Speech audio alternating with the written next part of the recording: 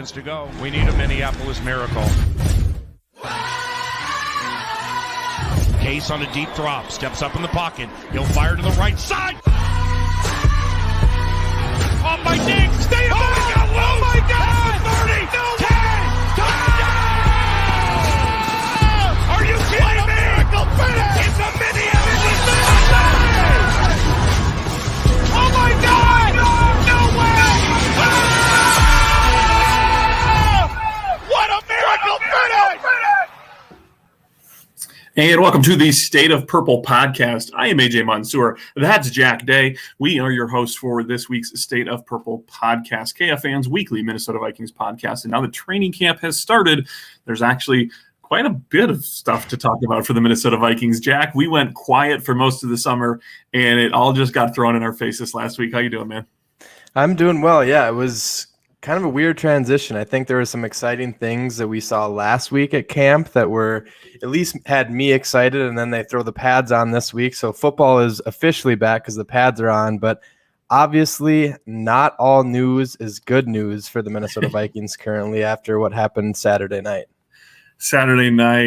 Tuesday morning, a bunch of stuff happened. We'll get to all of that, but I do want to remind you while you join this chat, it is an interactive Minnesota Vikings chat. So if you're watching this on YouTube, Facebook, Twitch, Twitter, wherever you're watching this, please feel free to join in the comment section. Some of you might be listening to this on the podcast. We broadcast this live, usually Tuesdays. This week it was Wednesday, but you can join in on this conversation. So we'll pull in some questions and comments from the audience as we kind of go over what we have prepared for this week. But I encourage you, throw those in the comment section, partake in this conversation. We want your feedback. We want your interaction as well.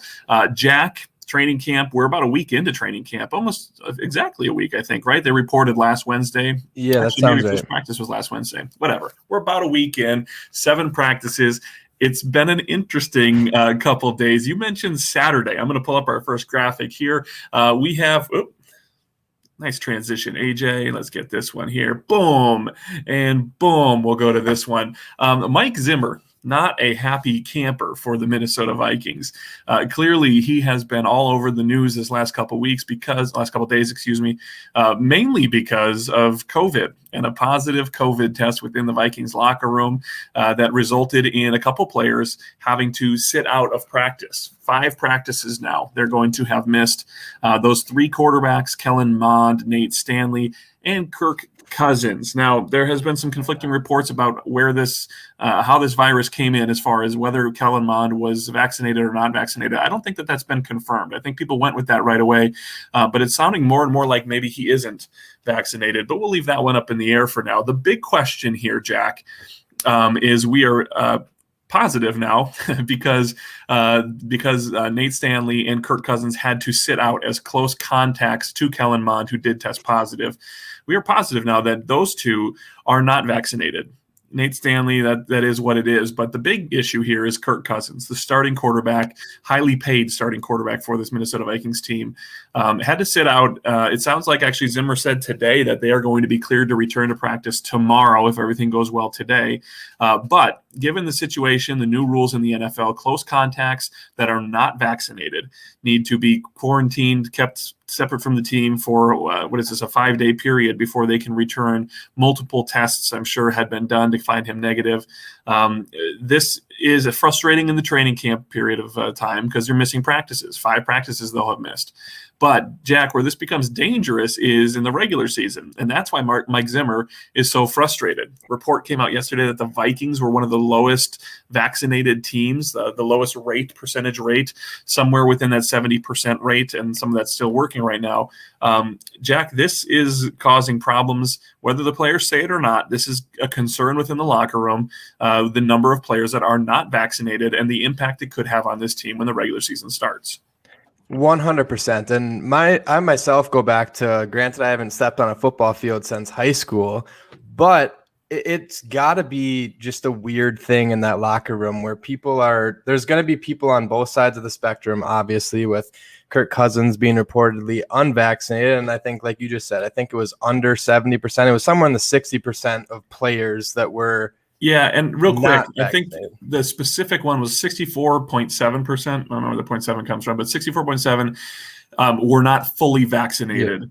Yeah. And I'm sorry, were fully vaccinated, and 70% had at least their first shot. Yes, that sounds correct. And like I said, it just seems like you have coming from the top down. I think the Wilfs were put on record saying something, how critical and important it is for the team to get vaccinated.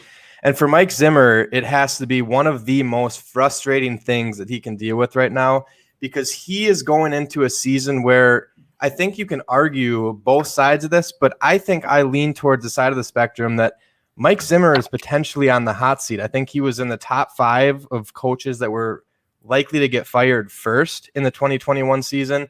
And going out with Jake Browning as a starting quarterback, nothing against Jake Browning. It sounds like he started a little rough on Saturday night and then kind of found his rhythm. And it seems like practices have been rather smooth with him operating under center this week. But it's not going to be good for Mike Zimmer. I know he went out and he completely rebuilt that defense from the ground up. But anytime you lose your starting quarterback, yes, I am excited for the potential of a Kellen Mond at quarterback down the road, but not in 2021. I've said this before. 2021 is this season. Mike Zimmer's all in, and to be all in, he needs a starting quarterback on the field. And if the COVID vaccine is going to prevent that, I think there's going to be issues coming later down the road from the top down. We don't have to speculate on specific names. We know because of what happened this last week that Nate Stanley and Kirk Cousins are not vaccinated. Beyond that, there are names that we have heard. You have seen them on social media. You have seen them some maybe in other publications.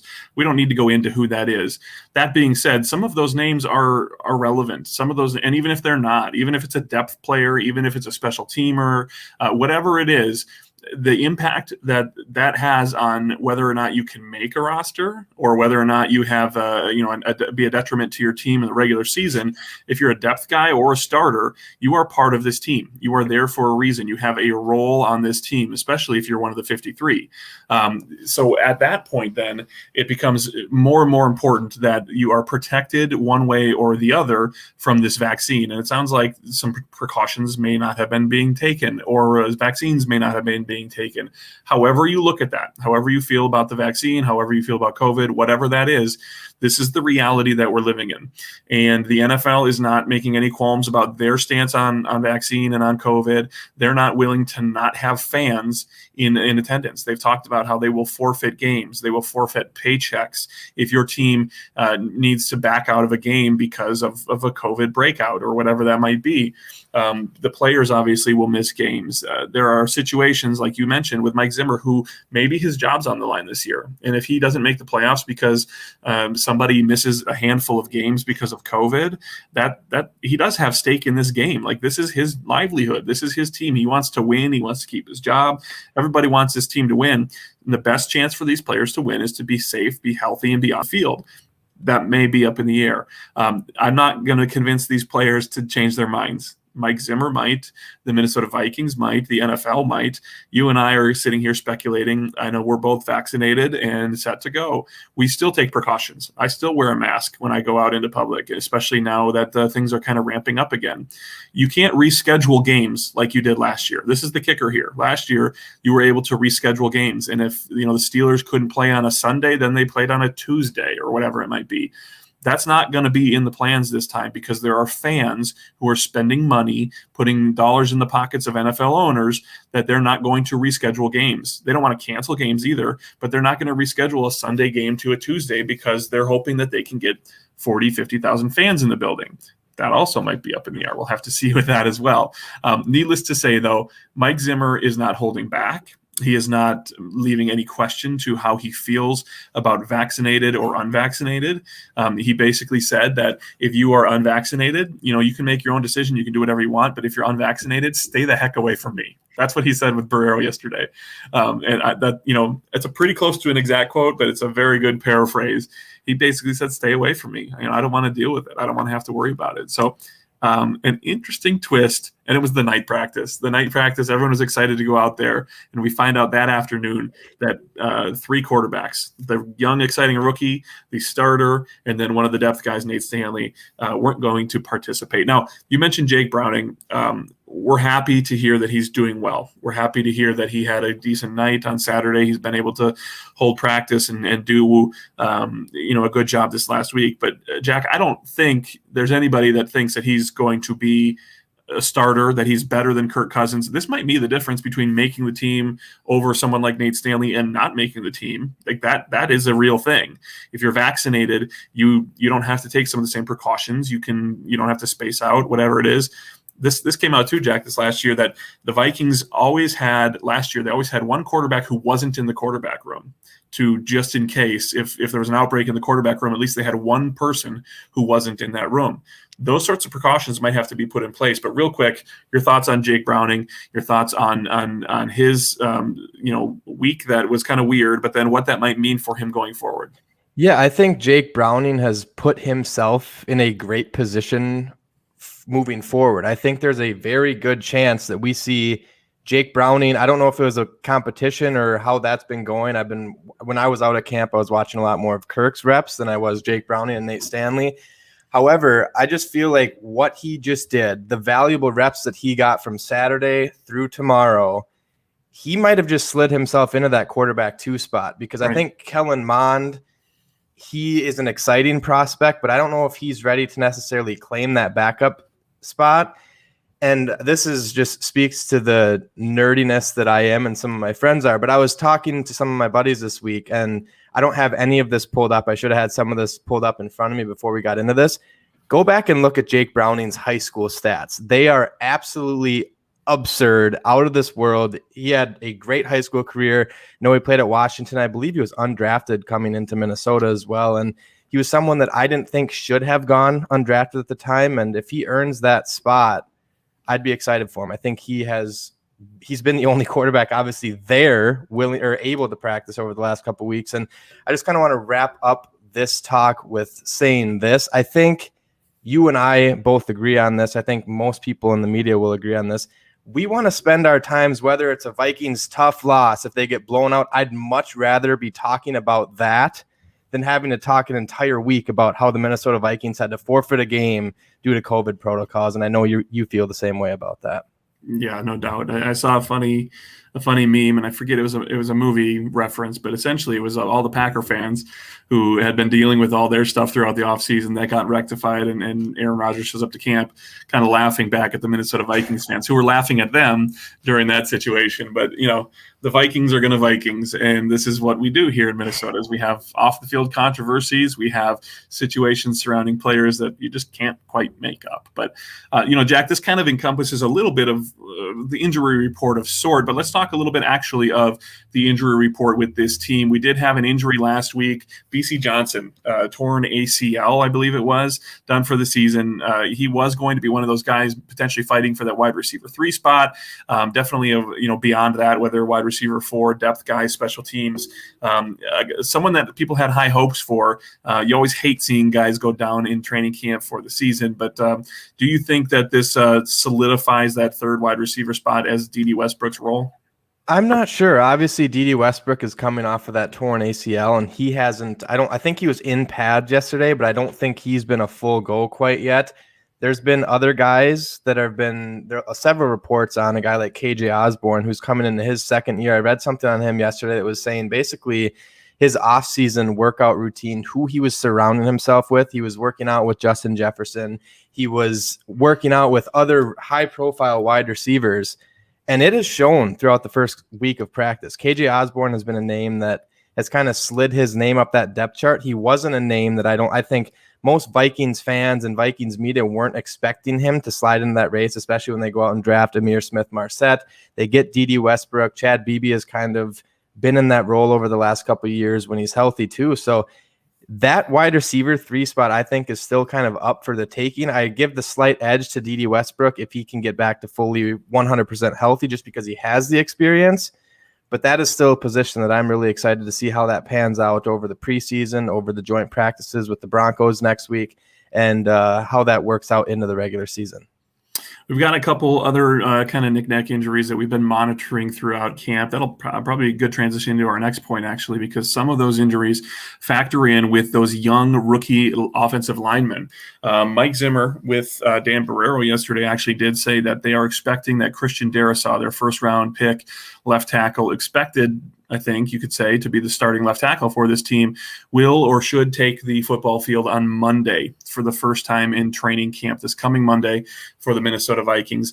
That's been a big thing to watch. We've seen players fill in there. And then actually another rookie offensive lineman people who had high hopes for, Wyatt Davis, has been getting limited reps, moving around a little bit. He's had one of his ankles wrapped a little bit. Tell me what you know about, first off, those two guys and how important it is for those rookies to actually get out there, put those pads on, and actually get some NFL reps. I think it's extremely critical. I said this, it was probably about a month or so ago now when I said, AJ, let's pump the brakes. We don't have to worry about this. And I was ticked. I'm starting to worry a little bit about this because Christian Darrisaw needs those reps. I saw a video of, I think it was Rashad Hill getting absolutely bullied yesterday in practice. And then at that right guard spot, I think it was Mike Zimmer that said this, but there was a tweet that I saw from a press conference, essentially giving Vikings fans one of their worst nightmares, saying that that right guard spot is an open competition between Ali Udoh, who has been having a great camp from everything that I've heard. But the next two names that follow that is where Vikings fans were a little bit upset. It was Drew Samia and Dakota Dozier, both who had not great seasons in 2020. We'll put it lightly that way. But it's going to be critical because if Kirk Cousins, get past the COVID stuff. If Kirk Cousins is on the field and the offensive line doesn't get better from what it was a year ago, this offense is gonna have like a ceiling that's going to be capped. I don't think they're going to be able to get to that next level without the offensive line improving. And that starts with Christian Darrisaw having some big shoes to fill with Riley Reiff, because Riley Reiff had a good season last year. And then it really comes down to that right guard spot. I think Garrett Bradbury said something in a press conference as well, saying he thinks Ezra Cleveland has gotten stronger. He looks better, and he thinks he's going to play a lot more comfortably from the left side. Because if you remember, when the Vikings drafted him out of Boise State, he was a left tackle, and then they're like, hey, let's put him at right guard last year. But it sounds like he's more comfortable with that left guard spot. So if Christian Darrisaw starts and he can play well, it really comes down to that right guard spot. Again, I know Vikings fans didn't really want to hear that when it was they draft Wyatt Davis in the third round, but I'm looking forward to seeing how Ali Udoh can kind of jump into that spot, because this was 2 years ago now when the Vikings had that meaningless game when they made the playoffs against the Bears. He started at right tackle and he looked pretty good against Khalil Mack, which says a lot about the guy. I know it was a meaningless game, but I'm excited to see what he can do and if he can make that transition to right guard and potentially be the starter for this team in 2021. Clearly we don't have some of the players that we had last year on that offensive line. Some veteran players, that does make a difference, right? But you have some young players that are taking steps in the right direction. Jack, I wonder, with this Vikings defense being revamped, okay? We always talk about how, the best help to a defense is an offense, and the best help to an offense is a defense that can keep them off the field, get them some rest, whatever that might be, put them in a good position to execute their game plan and not be forced to do what they need to do. If the defense takes a step forward, if the offensive line is marginally increased or the same as last year, this offense still did quite a bit. They put a lot of points on the board. So are you more worried about this defense popping back or this offensive line, figuring things out, getting those rookies in there and taking a big step forward, despite the fact that with a bad offensive line, they put points on the board last year? I think being in Minnesota, the only correct answer is offensive line. I think that I have really high expectations. I'm not sure if you saw what was circulating around Twitter today, but there was actually an athletic reporter that ranked all 32 defenses. I didn't get beyond the paywall, so I didn't read it, but he tweeted out the article and he ranked his top 5.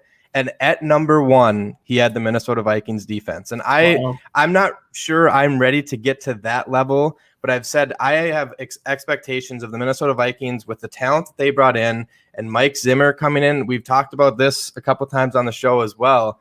Mike Zimmer seems to come into odd seasons a lot more ticked off than he does even seasons, because the even seasons don't go well, and he always has his defense ready to go. They always seem to bounce back that next season. He has the talent to do so.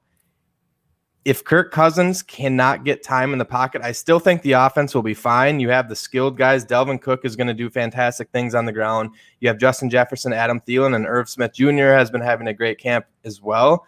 I think they're going to be solid, but to get to that next level, to get to a championship caliber level where they're keeping up with offenses like the Kansas City Chiefs, like the Tampa Bay Buccaneers, that offensive line is going to have to be able to protect Kirk Cousins.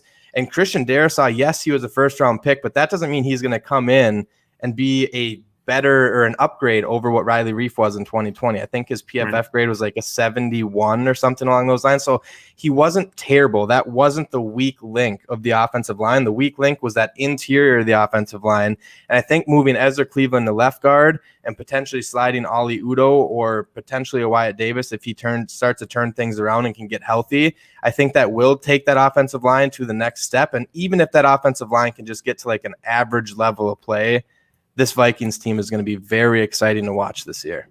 I would encourage everybody to, subscribe to The Athletic. I don't want to hijack their paywall, but essentially it says things that that's not a surprise to any of us. They brought in some free agents in the defensive backfield. They had terrible injury luck last year, and they're getting a bunch of people back and healthy. And Mike Zimmer is Mike Zimmer. I mean, it is a Mike Zimmer defense. And, you talk about the every other year, you talk about the healthy and not healthy performances, whatever that is, that he's a defensive wizard and can do some things with the players that he's given that maybe help them get in positions where they can succeed even more than they normally would. So that doesn't surprise me. The number one rank, that's a big thing. That's a headline-grabbing thing, especially for Minnesota Vikings fans and Minnesota Vikings shows like ours.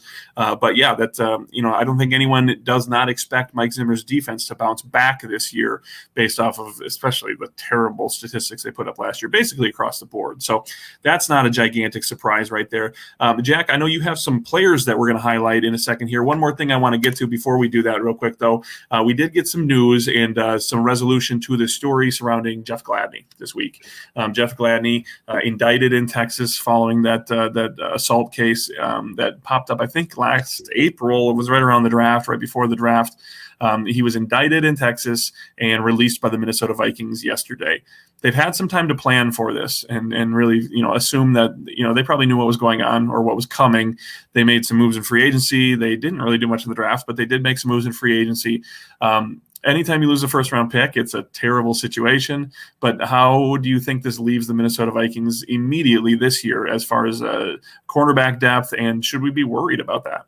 This year, it actually doesn't worry me, and I will say this is the second first-round cornerback that the Vikings have lost within the last 6 months because they traded away Mike Hughes to the Kansas City Chiefs a few months ago. But it's frustrating. Anytime you see a situation happen like this, it's just like, what are you doing? You have everything going for you and then take a huge back step, obviously, and now he's might not ever play football again. But as for the Minnesota Vikings in 2021, I don't think they were expecting him to be on the roster this season either. I think they were kind of gearing up for releasing him. I think once he was indicted, it was game over and they let him loose. But the depth is still there. They go out and they get – I'm glad that you said this year because talking about 2022, it gets a little bit more interesting because all these guys are on one-year deals. But Mike Zimmer went out and he made it a point that he was going to get some veteran leadership in that cornerback room, and he goes out and gets Patrick Peterson, Bashad Breeland, and friend of Minnesota, Mackenzie Alexander.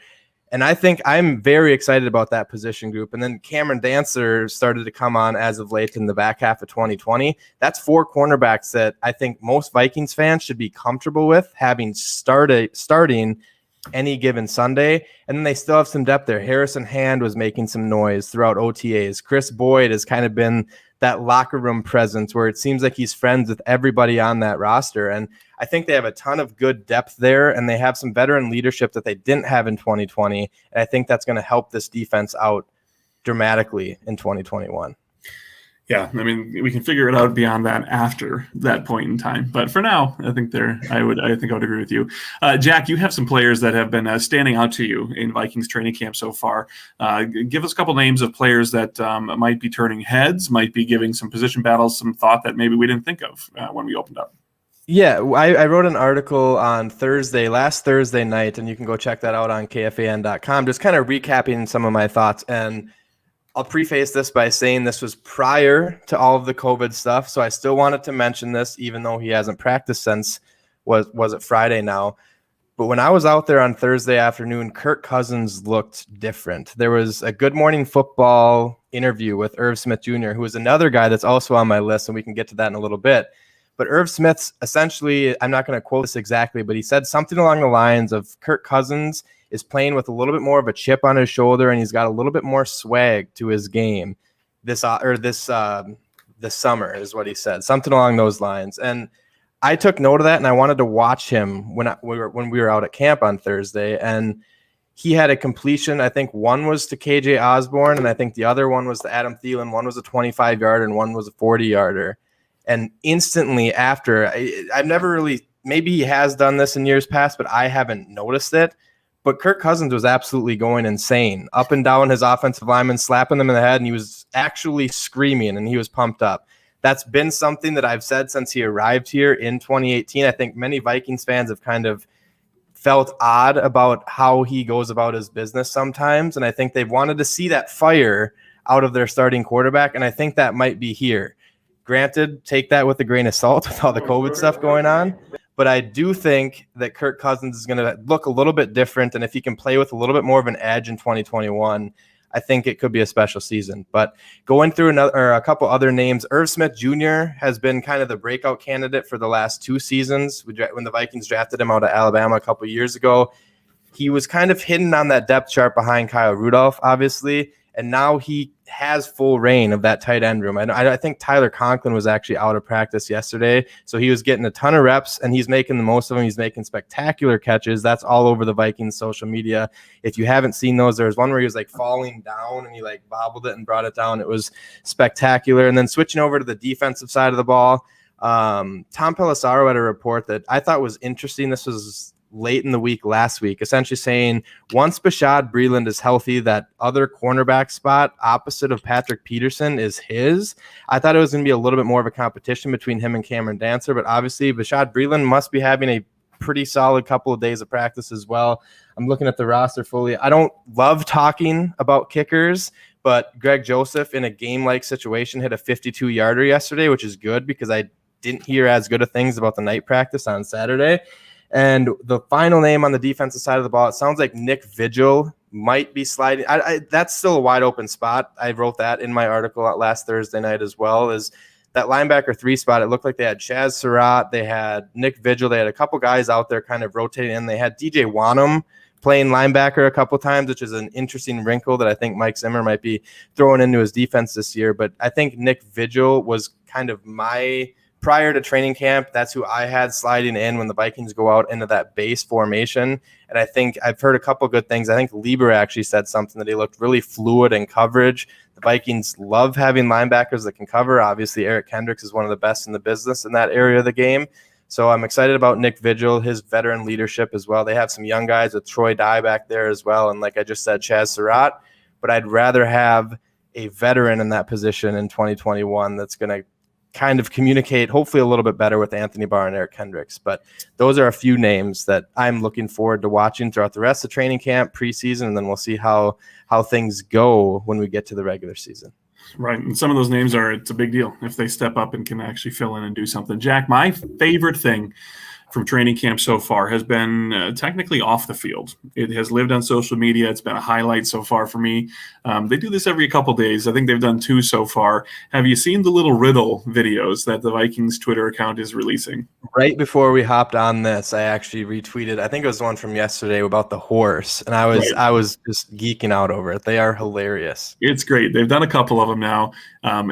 Whoever came up with this idea over at the Vikings Entertainment Network needs a raise, needs a boost, needs some attention. I'm going to play one real quick here for you. They do these every couple days. You can find it on the Vikings social media accounts, Twitter, TikTok. They do it all over the place. But this is the one from yesterday that Jack was referencing. Just a fun little thing to spice up the monotony of training camp, show the personality of these players, and have a little fun with it too. So here's the one from yesterday. Again, they present a riddle. They have a camera on a stick and let the players figure it out. Cowboy rode into town on Friday, stayed 3 days, and left on Friday. How did he do it? He never left. Thank you. When they say he left, though. Thank you. But he say he I left. said it left. No, but he say he left and left on Friday. He made a left on Friday. There you go. I had a chance, bro. He made a left on Friday. On Friday, Okay, the street. okay. Yeah, on the street. He made a left on Look, still we didn't game now. I don't think that's it. What? Okay, Yeah, this don't got nothing to do with no they ain't got right or nothing no to do left turn. Y'all added extra words to the sentence. You can't add words. No, he didn't. What you talking about? This man said they made a left on Friday, made a right turn on Saturday. What is this man talking about? He's not at home. What is this man talking about? You tripping. Yeah, the horse named Friday. Horseman Friday. The horse named Friday? Okay. See, now that why you? Hey, he spoiled it. We was gonna figure it out. I mean, I love because I got to kill it. I like, we don't know. That's all I do. Oh, what does this say?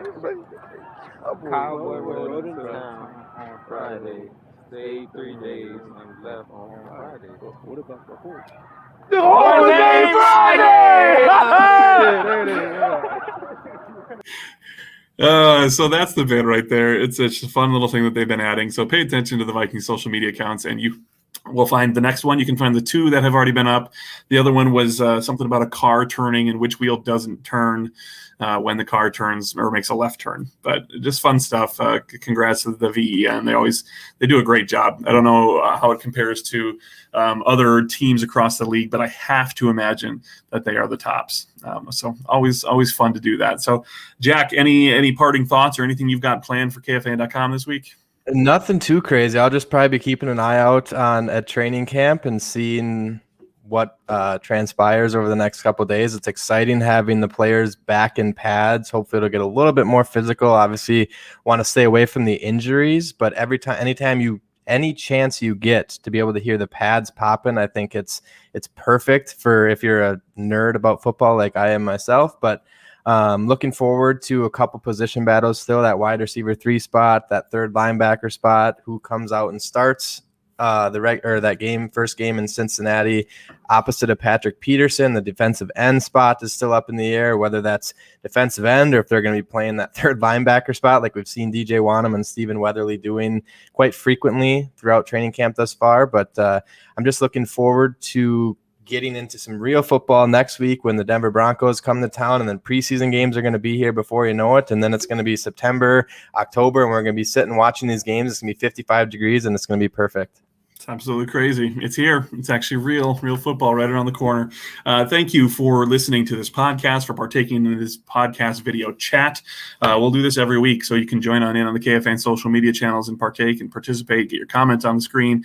But again, if you listen to the podcast, we appreciate that as well. We'd love for you to leave a rating and share this podcast. It just helps more people find it. You can find it on iTunes, on iHeartRadio, wherever you get your favorite podcasts. It's the State of Purple podcast. Until next week, he's Jack Day. I'm AJ Mansour. We'll see you later.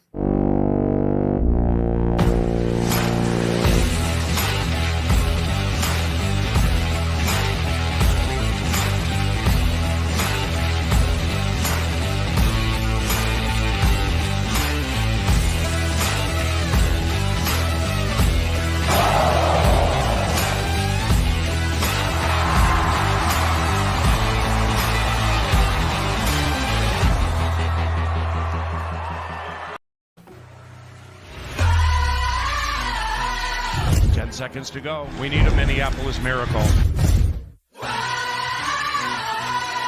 Case on a deep drop. Steps up in the pocket. He'll fire to the right side. Off by Diggs. Stay up.